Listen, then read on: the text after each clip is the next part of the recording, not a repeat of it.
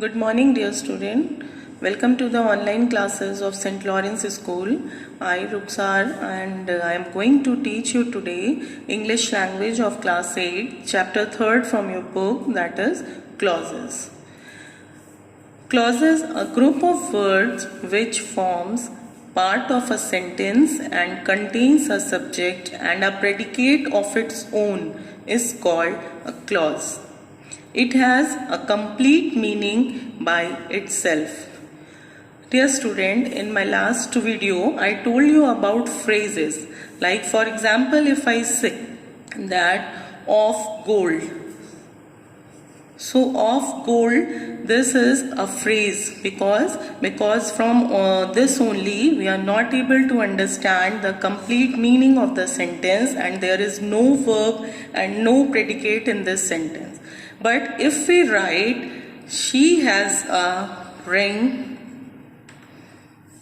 which is made of gold.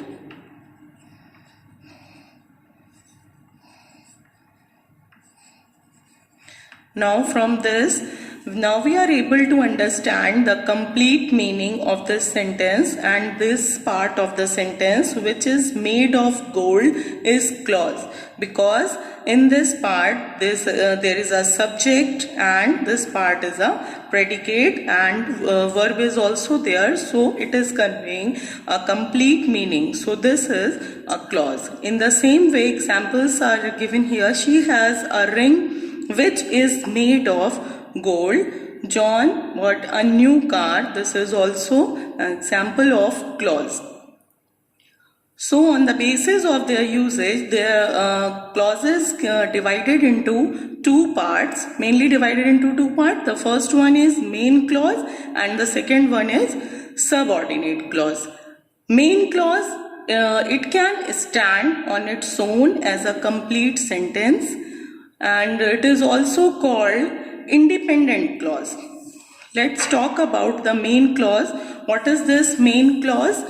It can stand on its own as a complete sentence. Suppose if we write, I saw a girl. So, I saw a girl is a complete sentence.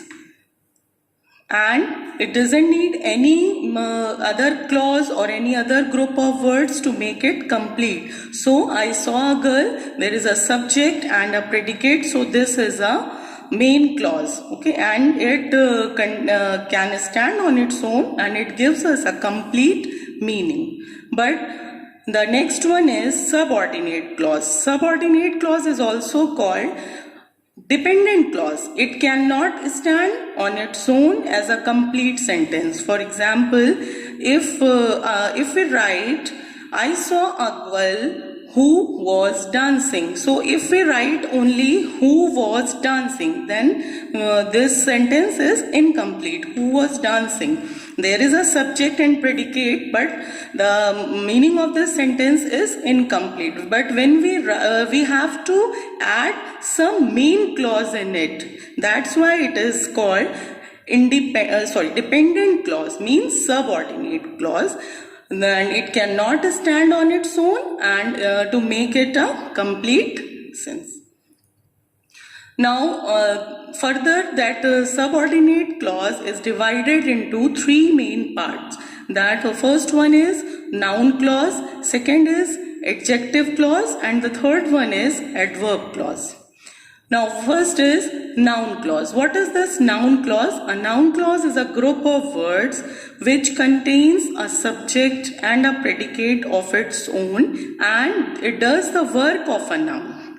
For example, I fear that I will fail. Now here this part, that I will fail, does the work of a noun, I fear. So this is a noun clause.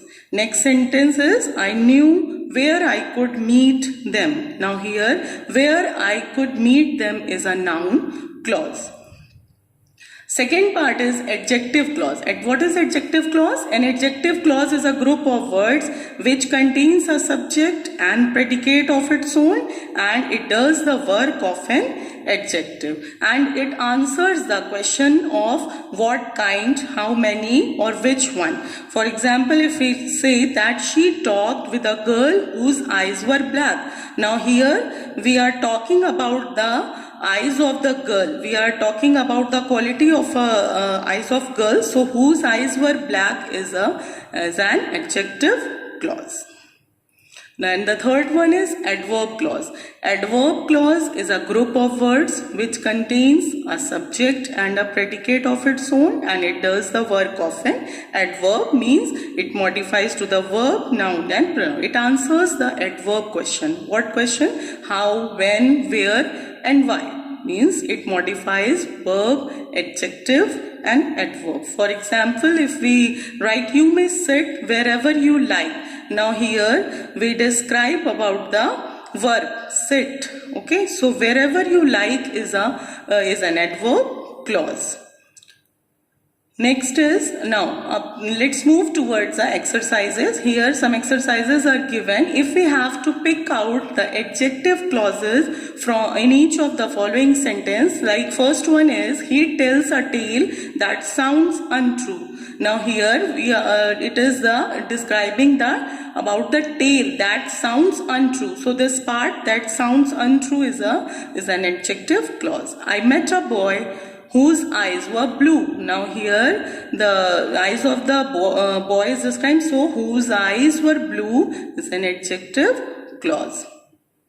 Next is, it is a long street that has no turning. Now here we see here we are talking about that street. So here we are describing about the street that the street has no turning. So that has no turning is an adjective clause.